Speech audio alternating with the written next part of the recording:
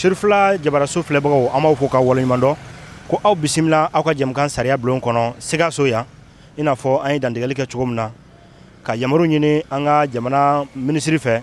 min ɲɛsinen don musakako ma jamana kɔnɔ ka se impôt ɲɛmaayaso la o bɛɛ kɔfɛ an sera Sikaso bi Sikaso kɔnɔ an bɛ yɔrɔ min na o de ye Sikaso impôt ye babu ta min kan o de y'an ka bi hakilina ye le thème du jour l'apport de la direction régionale des impôts de Sikaso dans la mobilisation des recettes et dans la lutte contre la fraude fiscale. Babu bina sigi o de ka bi o kɔrɔ ye jumɛn ye impôt cakɛda min bɛ Sikaso yan nɔ jɔyɔrɔ jumɛn bɛ a la a ɲɛmaayaso ko don jɔyɔrɔ jumɛn bɛ a la musakako ta fanfɛla la k'a ɲɛɲini ka na jamana wagane kɔnɔna na ani min ye yuruguyurugu ni karatu-karatuw kɛlɛli ye impôt saralaw bɛ tɛmɛ sira minnu fɛ kuma dɔw la ni a y'a sɔrɔ sira tilenlenw tɛ jɔyɔrɔ jumɛn bɛ o la o kɛlɛli la min bɛ kɛ sababu ye jamana na yiriwa bi an bɛ waso ni a ye k'a fɔ min ye an ka jamana lakanabagaw ye sɔrɔsiw bi ko défense ko yɛlɛma donna ko la kuma caman na ni an jamana kuntigiw n'u bɛ kuma u b'a fɔ an ye minɛn mun san a bɛɛ lajɛlen sara anw ka jamana budget la o budget o bɛ sɔrɔ cogo jumɛn o sɔrɔli o cakɛdaba dɔ ye impôt ye o la bi Sikaso kɔnɔ min ye impôt ɲɛmaa ye monsieur Seydou Diallo ale na an bisimila a n'a ka cakɛlaw k'aw ka cakɛda jɔyɔrɔ fɔ anw ɲɛna o ye wulikajɔ minnu kɛ min bɛ kɛ sababu ye ka laɲiniw sabati ani min ye yuruguyurugu kɛlɛliw ye an bɛ yɔrɔ jumɛn na bi Sikaso hukumu kɔnɔna na u ye joli sɔrɔ ka ban san tɛmɛnlenw na musaka joliw sɔrɔla ne ni aw an ka kɛ sababu ye bi k'a dɔn jɔyɔrɔ min bɛ o cakɛda in na Sikaso kɔnɔ an b'a fɔ ko aw bisimila aw ka jɛmukan sariya bulon kan Shirifla télé Jabarani kan WhatsApp numéro ale bɛ aw ka bila la sanga ni waati min bɛ kɛ sababu ye aw ka ɲininkaliw an b'o ta k'o tɛnku maa welew na jaabi ɲuman aw b'o sɔrɔ aw ka cakɛdaw kan k'a dɔn nin ye anw ta ye an kan ka nin kɛ an b'an ka nin kɛ o bɛ dɔn jɛmukan kelen min lajɛtɔ sariya bulon jɛmukan don an b'a fɔ aw bisimila Sikaso yan nɔ.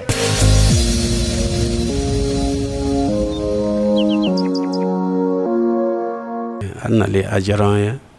an b'aw fo k'aw waleɲuman dɔn a ka émission in na kɛ sababu ye mɔgɔ caman ka bɔ impôt ko caman kalama. Bi an ka hakilina o de ye nin ye l'apport de la direction régionale des impôts de Sikaso dans la mobilisation des recettes et dans la lutte contre la fraude fiscale. Babu a bɛ ka sego de kan min ye Sikaso impôt ɲɛmaayaso jɔyɔrɔ ye nafolo ɲini sira kan ani min ye yuruguyurugu ye impôt saralaw yɔrɔ baara a tɛ dafa kuma dɔw ni o kɛra ɲangi bɛ se ka ta o kama olu bɛɛ lajɛlen na fɛsɛfɛsɛ nin kɔnɔna na o la an b'a ɲɛsin min ma sisan nɔ o de ye k'a dɔn n'a fɔra ko impôt administration fiscale i n'a fɔ jɛmukan wɛrɛw la ani cakɛdaw dɔw sigira minnu y'a fɔ anw ka baara ye nin ye sariya ye nin de bila anw ka bolo kan k'an ka nin kɛ an ka nin kɛ an ka nin kɛ o la bi nin kɛnɛ in kan ne ni aw n'a faamuyali caman sɔrɔ impôt ka baara taasiraw kan. Monsieur le directeur an b'a fɛ ka dɔn n'a fɔra ko impôt mission jumɛn kalifalen don impôt yɛrɛ la de façon générale. Ok, d'abord impôt ye servida ye minisiri min bɛ faso nafoloko kunna o ka service da dɔ de don. Impôt service ka baara ye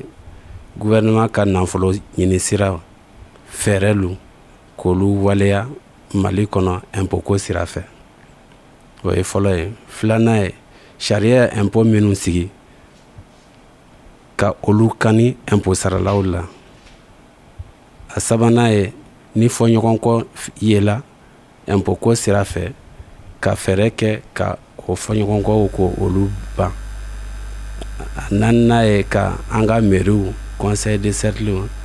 ani conseil régional ka olu dɛmɛ u ka baara la. Donc nin ye impôt administration fiscale aw ko ten aw ka sariya kumaw la baara tɛmɛ siraw fɛ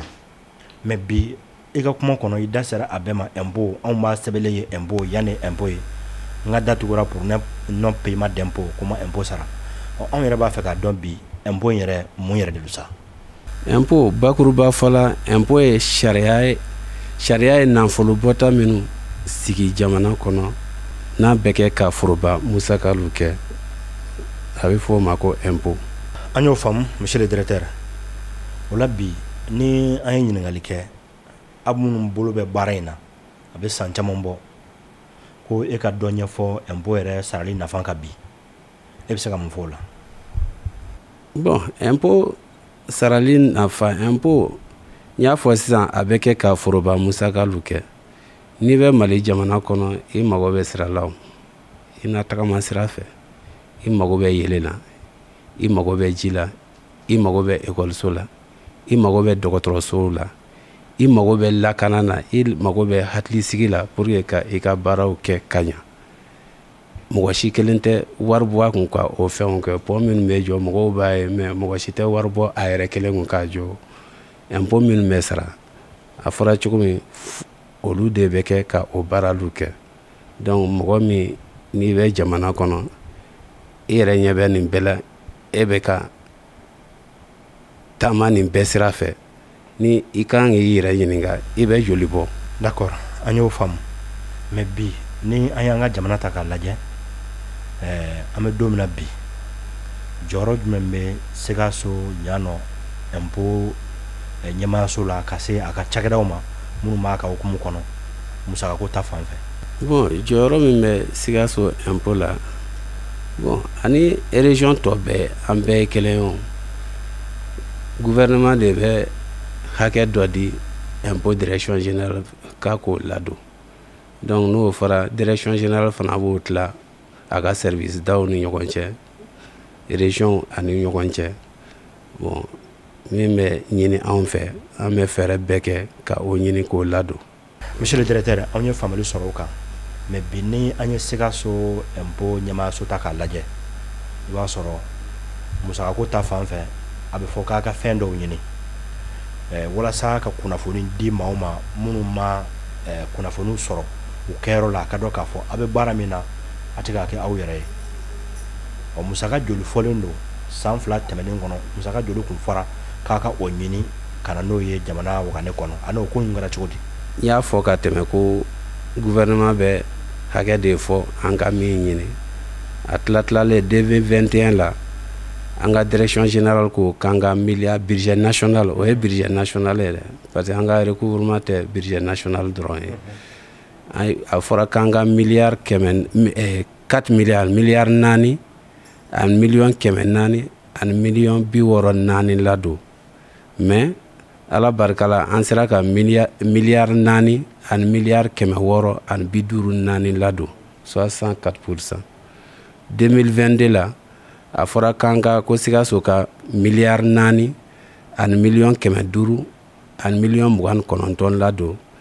mais ala barika la an sera ka milliard 4 ani million 700 ani 44 ladon 65%. Min ye ɲinan san 2023 ye 2023 o joli kun fɔra aw ɲɛna k'a k'o ɲini halisa san an bɛ a tilankɛ la ani an bɛ yɔrɔ jumɛn na o ko ninnu kan. Bon ni min ye 2023 ye a fɔra k'an ka milliard 5 a million 700 ani 14 k'an k'o ladon mais bi in na an bɛ milliard 2 ani million 400 ani million 10 mais ni ala sɔnna yani décembre kalo ka se 31 décembre cɛ ni ala jɛna n'a ye min ɲinina k'an k'o ladon an bɛna sɔrɔ n t'a fɔ ala ɲinɛma ani baarakɛɲɔgɔn parce que ne ni baarakɛɲɔgɔn an bɛ jɛ k'a kɛ de. Monsieur le directeur an y'o faamu an fana b'o dugawu laminɛ ala ka o kɛ. Bi ni an ye jateminɛ kɛ i n'a fɔ an ka laɲini yɛrɛ kɔnɔ n'o ye an ka ni sigi kun ye l'apport de la direction régionale des impôts de Sikaso dans la mobilisation des recettes et dans la lutte contre la fraude fiscale. An bɛ o kuma ta aw nɔfɛ kuma caman na a b'a fɔ ko fraude fiscale an kɔni b'a mɛn ten hali mɔgɔ min ma kalan u b'a kuma fɔ k'a mɛn ten mais baarakɛ kan na ale kɔrɔ ye jumɛn ye ani a bɛ qualifier cogo jumɛn a bɛ fɔ cogo jumɛn ko nin ye fraude ye bamanankan yɛrɛ la. fraude fiscale o ye impôt sarala min kan ka impôt min sara a b'a dɔn bien k'a bɛ baara min na ani impôt sara ka kan mais a bɛ fɛɛrɛ bɛɛ kɛ pour que a kana ye c'est un forme dɔ fana ye impôt sarala a b'a dɔn a kan ka hakɛ min sara a bɛ fɛɛrɛ bɛɛ lajɛlen tigɛ pour que a kana se ka o bɛɛ lajɛlen sara a bɛ fɔ o ma ko fraude fiscale. Donc kɔrɔ a yɛrɛ b'a dɔn k'a fɔ a kan ka sara mais a bɛ fɛɛrɛ kɛ k'i yɛrɛ bɔsi ka bɔ a kɔrɔ. K'i yɛrɛ bɔsi ka bɔ a kɔrɔ o de don. Mais ni hakilina fila an bɛ to k'a mɛn fraude fiscale an y'o faamu sisan nin kɔrɔ ye de k'a fɔ e kan ka impôt sara i yɛrɛ b'a dɔn k'i kan ka sara mais i b'i dogo dogo walima ka fɛɛrɛ dɔw bila sen kan min bɛ se k'a to impôt mɔgɔw ɲɛ bɛ pan i kunna walima u t'i ye walima u t'i yɔrɔ dɔn o sira in ani a bɛ min wele ko évasion fiscale yala danfara b'o ni ɲɔgɔn cɛ wa. ouais ne y'a bakuruba fɔ sinon évasion fiscale o ye ka fɛɛrɛ tigɛ impôt sarala a b'a dɔn a kan ka min sara mais n'a bɛna a déclarer a bɛ fɛɛrɛ bɛɛ kɛ pour que ka a ka sarata dɔgɔya o de ye évasion fiscale ye. Fraude fiscale o yɛrɛ kɔni ye c'est-à-dire a b'a dɔn kan ka sara mais a tɛ fɛ k'a sara cogo si la a b'i dogo cogo bɛɛ lajɛlen na a bɛ fɔ o ma ko fraude. Yala ni i y'o o fɛn ninnu fila bɛɛ ta k'a lajɛ sariya bɛ yen nɔ min bɛ kuma a kɔni kan wa n'a bɛ kuma a kɔni kan k'a bɛlen tɛ a bɛ ɲangini jumɛnw fɔ a kɔnɔ ni a ŋaniya bɛ maa mun na u ka dɔn k'a fɔ nin tɛ ko bɛnda ye n'a kɛra n bɛ se ka ɲangi ka se nin ɲangini hakɛ ma wa. ɲanginiw b'a la ɲanginiw an b'a f'u ma ko pénalités sigilen don maintenant n'a y'a sɔrɔ par exemple a tigi kan ka 100 sara impôt sugu dɔw bɛ 25 bɛ fara a kan dɔw la 50 bɛ fara a kan dɔw la a bɛ doubler dɔw bɛ yɛrɛ 200% o pénalité bɛ yen. mais maa min n'o da i kunna sisan ni ban k'a sara walima n'a sarali se t'i ye o ko bɛ to ten wa walima bere wɛrɛ bɛ da i kunna. mesure bɛɛ bɛ yen o sariya bɛɛ bɛ yen sariyaw bɛ yen pour que a bɛ se ka kani cogo min kani cogo sugu bɛɛ sariya y'o di an ma pour que k'a tigi diyagoya k'a sara o sariyaw bɛ yen o b'an ka code général des impôts kɔnɔ. o la komi i ko ɲanginiw b'a la o ɲangini ninnu i da sera mun ma a bɛ dan o sanction administrative ninnu ma wa walima a bɛ mun wele ko peine d'emprisonnement n'o ye kasoladon ye o bɛ se k'a yɛrɛ sɔrɔ a kɔnɔ. ouais code la kasoladon prévoilen don a b'a kɔnɔ a bɛɛ b'a kɔnɔ code ye fɛn bɛɛ sariya c'est-à-dire a ye a kɛ de telle sorte que impôt sarala tɛ se ka ban ka impôt sara diyagoya de don n'i bɛ jamana kɔnɔ diyagoya de ye impôt sarali ye. hali n'a sɔrɔ i tɛ maliyɛn ye n'i nana i ka cakɛda siri Mali kɔnɔ impôt sara wajibilen don i kan. bon hali n'i tɛ maliyɛn n'i nana Mali dugukolo kan n ye minnu fɔ a tigi bɛna o bɛɛ utiliser o siraw ni dɔgɔtɔrɔw ni fɛn n'i kɔni nana Mali kɔnɔ n'i bɛ baara kɛ n'i ma ɲɛ baara kɔ Mali la i bɛ impôt sara o ye diyagoya ye. d'accord nin diyara n ye an b'a dɔn k'a fɔ i yɛrɛ bolo mɛnna baara in na i tɛ denmisɛnnin ye baara in kɔnɔ bilen bi i ye kunun ye ka bi ye a bɛ se ka kɛ sini i yɛrɛ ɲɛ bɛ sini na fana min bɛ se ka kɛ sababu ye fɛɛrɛ na sɔrɔ nin ko ninnu na e bɛ se ka fɛɛrɛ jumɛn boloda bi anw minnu ye lamɛnbagaw ye ani aw ko min ma ko les contribuables n'o ye aw yɛrɛ sigikun ye minnu bɛna impôt sara walasa k'o kɛ ladilikan ye k'o kɛ bilasirali ye minnu b'a fɛ k'u yɛrɛ bɔsi ka bɔ impôt sara kɔrɔ walima k'u dogo u ka se ka u fari fɔ ni ko in fɛ. minnu bɛ k'u dogo impôt sara ye n b'a ɲini u fɛ u kana o déclarer parce que service dɔw b'an bolo ye déjà an ka direction la service da dɔw bɛ min bɛ yaala ka mɔgɔw ka baarakɛnɔw u bɛ taa service yɔrɔ la par exemple commerçant n'a bɛ kɛ sanni kɛ yɔrɔ min u bɛ passer u bɛ se ka bɔ a sanni nɔ kan u bɛ taa service la a ye marché kɛ ni service min ye u bɛ se k'o dɔn o service b'an bolo ka o renseignement lase an ma ensuite hali ni direction tɛ service wɛrɛw bɛ yen tuma bɛɛ minnu bɛ renseignement di an ma mɔgɔw kan nin tigi bɛ nin baara la nin tigi bɛ nin na olu b'o ci an ma n'o cira an ma min kan ka redressement min kan ka kɛ an bɛ o redressement kɛ o kan maintenant min b'a ɲini u fɛ minnu bɛ yen u kana o identifier identification bon c'est ça n'i nana n'i yɛrɛ déclarer o bɛ ka impôt kɛ fɛn min ye o tɛ o sariya de b'a la sariya b'a la i ni min ka kan o de bɛ fɔ i ye c'est tout n'u nana n'u identifier minnu ma o identifier u kana nefu bɛ d'i ma wari bɔ tɛ nefu yɛrɛ la non c'est gratuit. alors sisan nin bɛ an nafa Sikaso an b'a bisigiya k'a fɔ jɛmukan in bɔli sufɛla fɛ ani ka bɔ tilegan fɛ fana minnu ma se ka sufɛla lajɛ u bɛ se ka tilefɛla lajɛ o bɛɛ kɔfɛ bɔlɔlɔ sanfɛlaw kan i b'an ka ni jɛmukan ninnu sɔrɔ yen an b'a bisigiya k'a fɔ maa o maa ni e ye jagokɛla ye walima i ka baara ni jago ka surun ni i bɛ impôt sara minɛn kɔnɔ i na ni jɛmukan in lamɛn an b'a fɛ ka nɔgɔ bɔ yɔrɔ dɔw la e ko sisan nɔ ko min ye nifu ko ye an b'a bisigiya k'a fɔ o recensement ye o recensement in ni fu don tɛmɛsira jumɛn bɛ maaw la minnu bɛ ka lamɛn a dɔw bɛ k'o dogo u bolo ko gɛlɛman don e k'o san ko fu don e bɛ se ka tɛmɛsira jumɛn jira u la u kana tɛmɛ o fɛ walasa ka nifu in sɔrɔ ani ka baara kɛ ni tileliya ye. Bon ni i ye yɔrɔ dɔ dayɛlɛ sisan i b'a dɔn k'i kan ka impôt sara n'i ka papiyew labɛn i b'i ka demande kɛ o tile 10 kɔnɔna la ni i bɛna baara daminɛ n'i ye baara daminɛ i ma a to tile 10 ka tɛmɛ i kan n'i mana i yɛrɛ déclarer impôt la i bɛna n'i ka demande ye ni i ye personne physique c'est-à-dire commerçant don minnu bɛ impôt synthétique ni fɛn ninnu na i bɛna n'i ka carte d'identité ou bien NINA ou bien même l'acte de naissance i bɛna n'o ye et registre commerce i bɛna n'o ye n'i nana n'olu ye sisan i ka nifu bɛɛ dilan ka a d'i ma maintenant n'i ye société i bɛna ni i bɛ demande kɛ i ka société créer papier i bɛna ni o ye maintenant pièces minnu kan k'a kɔnɔ an bɛ o bɛɛ sɔrɔ a kɔnɔ i ka nifu bɛɛ dilan ka d'i ma o y'i bɔlen dogo la. Nifu in dilan sira i y'a tɛmɛ siraw fɔ sisan parce que laɲini ye jumɛn ye jamukan in kɔnɔ o de ye maaw k'a dɔn u k'u sigilen don u ka so bɛɛ ma se i kana impôt la bilen n'i ye nin lamɛn impôt ɲɛmaa de bɛ k'a fɔ n'i y'a lamɛn k'i to i kɛyɔrɔ la i n'a dɔn k'a fɔ ne bɛ se ka tɛmɛ nin sira in fɛ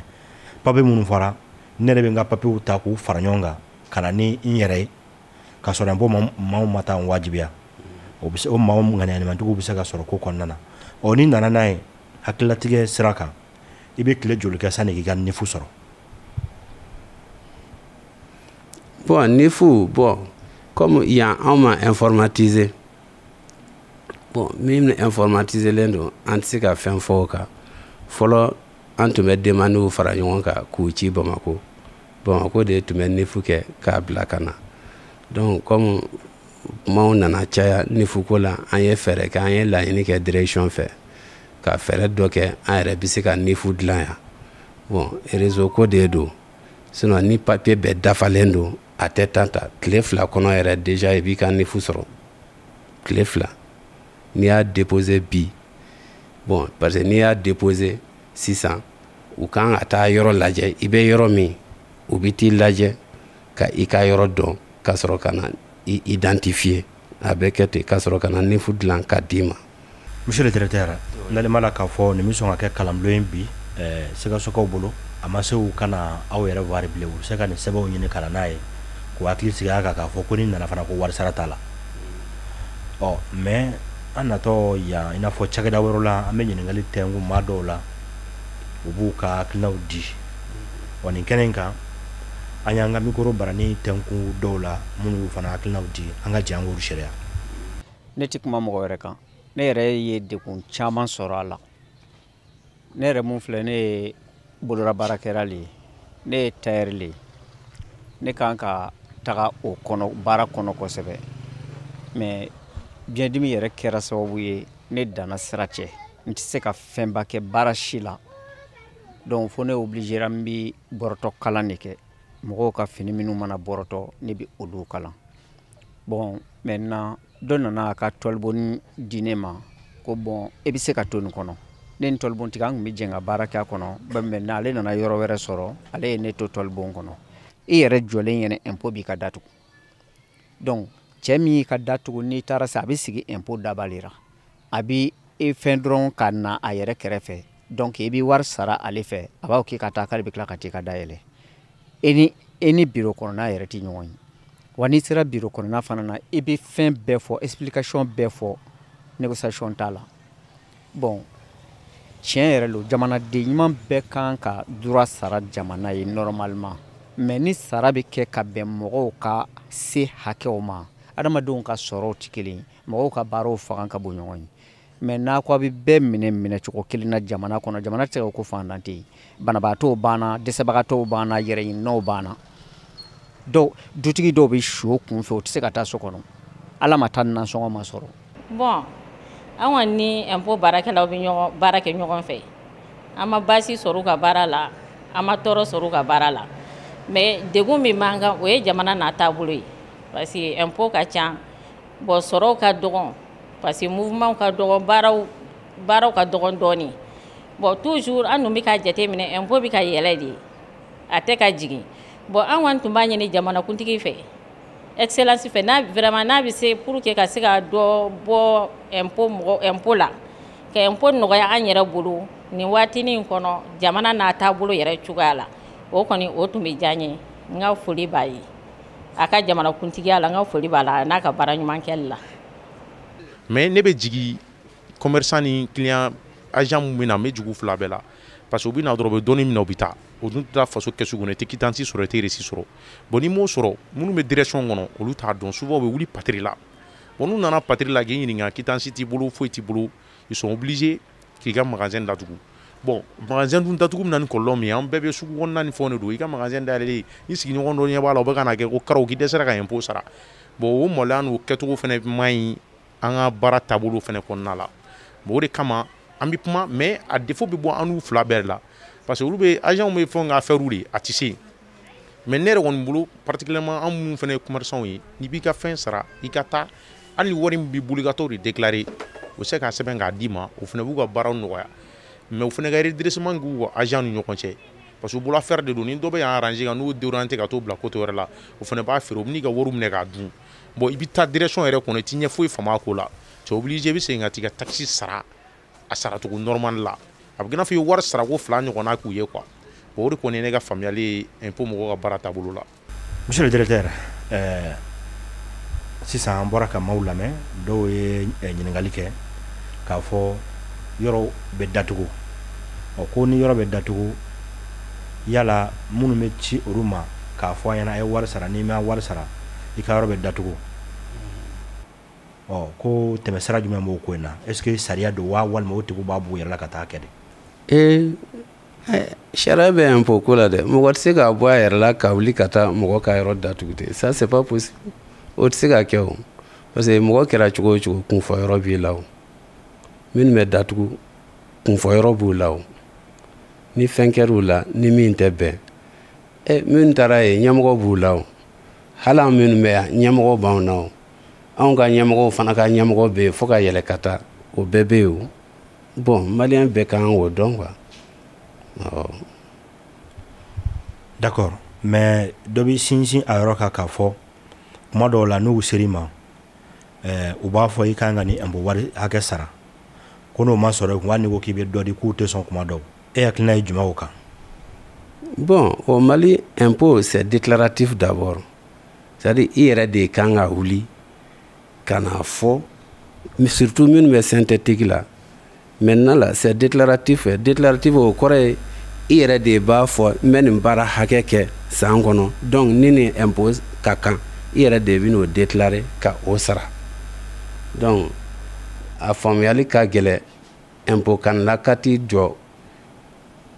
butigi la k'a fɔ ko i kan ka nin sara o yɔrɔnin bɛɛ ka yɔrɔ datugu o faamuyali ka gɛlɛn ne kɔni bolo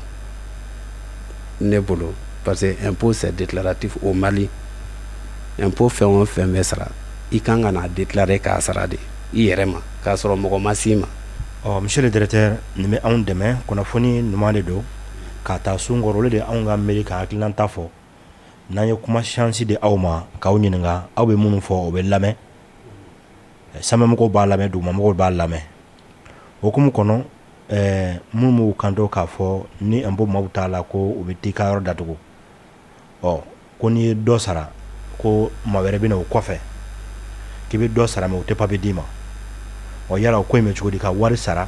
mɛ papier t'i d'i ma min b'a jira k'a fɔ i ye fɛn sara ko mɛ i kɔni bɛ wari sara ko i bɛ t'o la dɔrɔn ko maa wɛrɛ fana bɛ n'a fɔ ko i ma fɛn sara yala o ko in bɛ cogo di Sikaso yan.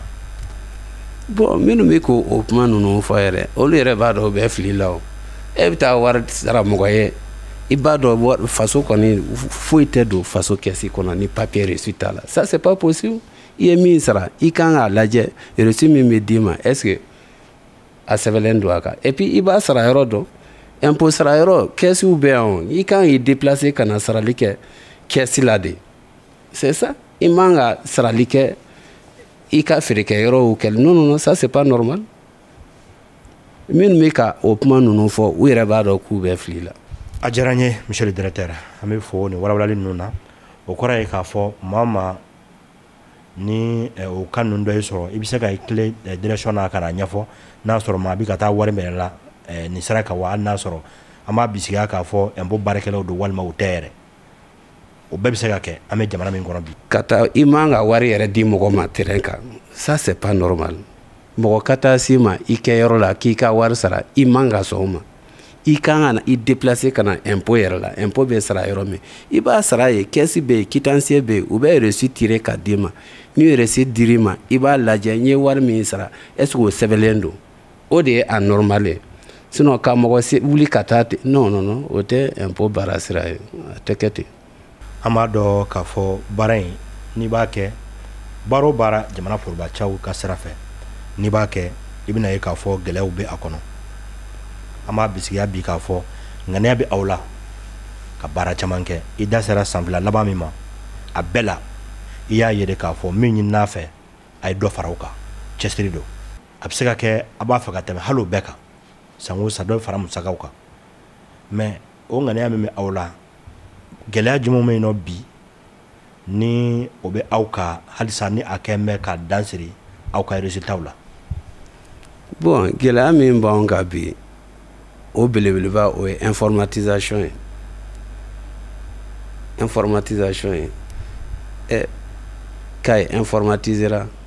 Segu informatisera Kati informatisera Mopti informatisera Kati informatisera hali Kita olu bɛɛ informatiselen don mais hali bi Sikaso ma informatiser an mago de b'o la bi na kosɛbɛ o ye caman kɛ dɛ mais a tɔ ye fitinin min ye n'o sera ka kɛ an bɛ lafiya kosɛbɛ. bi an bɛ Sikaso yan yala maa dɔw bɛ ka an lamɛn sisan u y'u yɛrɛ saisi k'a fɔ ja anw bɛ fili kɔnɔ ja maa wɛrɛ bɛ k'an ka wari minɛ terrain kan an m'an ka wari yɛrɛ sara yen jamukan in nafa dɔ de ye nin ye kuma dɔw ɲɛmaaw b'u ka biro kɔnɔnaw la fɛn dɔw bɛ kɛ terrain kan u tɛ bɔ a kalama anw dun ka nin kɛnɛ kan anw tɛ maa si ɲɛ lajɛ an ye mun mɛn an bɛna n'o ɲininkaliw ye an b'a tɛnkun a ɲɛmaaw la jaabi bɛ minnu bolo ni sariya bulon kelen kɛnɛ kan maa caman ye i senbɔ ko dɔw la ka sabu kɛ faamaw ye kangari mun da k'a fɔ n'i sera a la ne ka dɛmɛ tɛ yɔrɔ sariya ye min fɔ hali n'a sɔrɔ e ye cakɛda maa ye an b'i bila sariya ka bolo kan o ye maa caman sera o dawulu bɛ anw bolo nin kɛnɛ in kan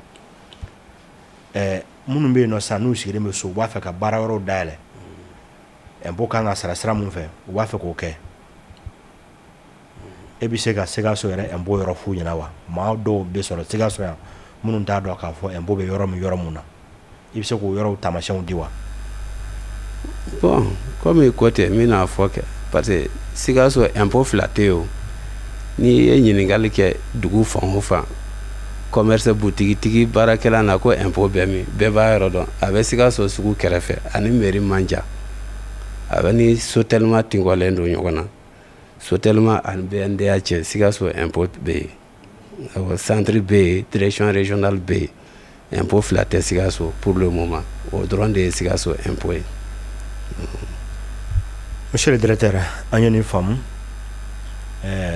ɲininkali wɛrɛw bɛ an bolo mais waati min dira an ma waati banna n'ale la k'a fɔ waati nataw la an na jɛmukan wɛrɛw sigi hakilina wɛrɛw kan mun bɛ kɛ sababu ye min ni aw b'o wele ko les contribuables ni aw sigikun ye yan olu ye fasoden minnu bɛ na n'u bolo bɛ wari baaraw la u bɛ n'u ka impôt sara ka kunnafoni di u ma k'u bilasira k'u jaragɛlɛya walasa a ka jɛɲɔgɔn a ka ja a bɛɛ lajɛlen kɔnɔ a bɛ kun cɛ yɔrɔ min na o jamana ka sɔrɔ ye walasa u ka yiriwa e bɛ welewele jumɛn lase o impôt sarala ninnu ma. An y'a fɔ impôt bɛ kɛ min ye an y'o fɔ. Donc pour que Mali kura ka lawaleya fo hali bi dɔ ka fara cɛsiri kan parce que faso musaka a ka bon kosɛbɛ, a ka bon dɛ, ka bon yɛrɛ yɛrɛ de, fo bɛɛ ka i cɛsiri. Ni bɛɛ y'i cɛsiri a bɛ se ka ɲa. N bɛ min fɔ impôt saralaw ye minnu bɛ yen n'u bɛ baara kɛ u b'a dɔn k'u bɛ impôt sara, u kan ka impôt sara, u ka na impôt la ka na u lakodɔn, c'est-à-dire k'u ka nifuw ta. Maintenant minnu bɛ yen déjà ni olu nifu b'u bolo u kan ka na u kana u ka déclaration kɛ a ɲɛma, u kan ka min sara an b'a ɲini u fɛ u kana ka a sara cogo la. Impôt sarala tɔ minnu ye sotigiw minnu ka so bɛ loyer la u kana u ka yɔrɔw déclarer ka a impôt sara. Mobilitigiw, transporteurs, hali personnel tigiw u kana u ka vignettiw ta a tayɔrɔ la. Transporteurs kana u ka vignettiw ta a tayɔrɔ fana la. Hali sisan moto taxi minnu wɔlen don ani u b'a fɔ minnu ma katakataniw u bɛɛ kana u ta sara a tacogo la. Ni bɛɛ y'i ta sara a tacogo la hali bi an bɛ ka min kɛ dɔ bɛ se ka fara an ka sɔrɔta kan impôt recette min bɛ don jamana ka kɛsi kɔnɔ ni bɛɛ y'a sara a sara cogo la a bɛ caya ka tɛmɛ nin kan. Monsieur le directeur, an bɛ fɔ k'i waleɲuman dɔn, walewaleli ninnu anw yɛrɛ ye tɔmɔta caman faamu a la. An b'a jigiya k'a fɔ minnu min k'an lamɛn nin kuma in na o tigilamɔgɔ kelenw ye faamuyali sɔrɔ a kɔnɔna na. An ko Mali kura a bɛ sabati sira minnu fɛ o de ye an bɛɛ ka kɛ basigi karamɔgɔ ye, an bɛɛ ka kɛ jamana dɛmɛbaga ye. E min kan ka impôt sara i ka sara a sara cogo la, a y'i sara bɛɛ la nalen b'a la k'a fɔ maa si ma to kɔ nin ko in na. Anw ta ye laseli ye, ɲininkali min bɛ aw fɛ kumaw la an ka WhatsApp numéro bɛ dayɛlɛ aw ye, o ɲininkaliw anw b'o ta k'o tɛnku maa welelenw na mun b'o jaabi ɲuman di. A kan ka bɔ da mun na a bɛ bɔ o la ka don kulow la minnu kan k'a lamɛn. Anw jɔyɔrɔ de tun ye nin ye bi nin kɛnɛ in kan ka yamaru di an ka na Sikaso. Ministre an b'a fɔ le ministre de l'économie et des finances monsieur Aluseni Sanu, an ka foli bɛ s'a ma. Hakaja ka se impôt ɲɛmaaba ma le directeur général des impôts monsieur Mathias Konate, an b'a fɔ ka DG cakɛbɛla bɛɛ lajɛlen fo. Sikaso yan maa o maa ni e bɛ impôt baara la an ka foli bɛ se aw ma. Aw de kama bi jamana bɛ ka ɲanakili fo ka dɔn o ka faamu. Foli ni waleɲuman dɔn o ye aw ta ye. Baara min n'a bɛ k'a kɛ an b'a ɲini Ala fɛ halisa Ala k'a fanga se a la. An minnu ye impôt saralaw ye an ka wajibi an yɛrɛ kan an k'an ka impôt sara, n'o kɛra an bɛ se k'an ta ɲini jamana fɛ. Ne de kun ye aw garisɛgɛ ye jɛmukan sariya bulon kan Sikaso yan nɔ. Don wɛrɛ an na ɲɔgɔn sɔrɔ an bɛ Sikaso ni Ala sɔnna.